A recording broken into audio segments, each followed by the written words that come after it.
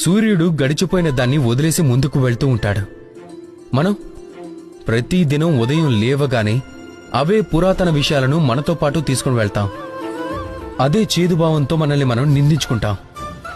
ఇప్పుడు ఇదే గడిచిపోయిన మాటల ధోరణి మనల్ని జీవితంలో ముందుకు వెళ్ళనివ్వదు.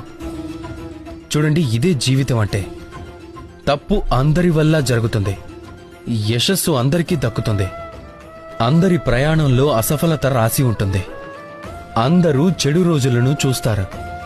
కాని ఈ అన్ని విషయాలను మర్చిపోయి ఎప్పుడైతే జీవితంలో ముందుకు వెళ్తారో అప్పుడే ఈ ప్రపంచంలో ఆకాశంలో సూర్యుడిలాగా మరి మెరుస్తారు.